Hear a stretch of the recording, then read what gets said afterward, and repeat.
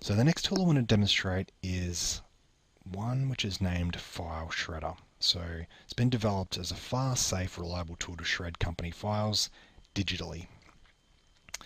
So in the past, when we've been working, or maybe even now in your workplace, when we're dealing with files or paperwork which we want to get rid of, we use a paper shredder to get rid of those.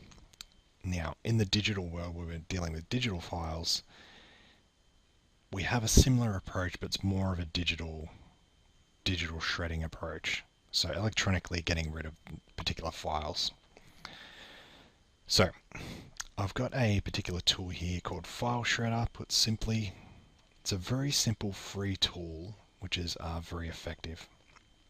So if we just go into the settings just for a moment, you'll see all the different algorithms there we can use, which come into play to ensure our files get completely shredded and completely obliterated.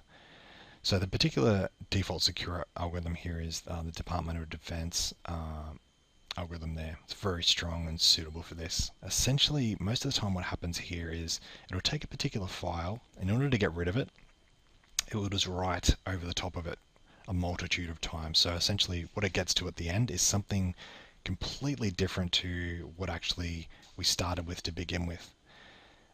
And that file is going to be very hard to be recovered. And this is going to be particularly useful in your workplace, say where you're trying to get rid of confidential files that were very important and you don't want anyone to see. And it's particularly important because in most workplaces we either replace systems or maybe they have to be upgraded, something like that. So what happens with those files we store on the drive, if there's any local or any on the server drive, for instance, how do we ensure that someone who ends up with that drive, when it's refurbished, for instance, can't just recover all those files?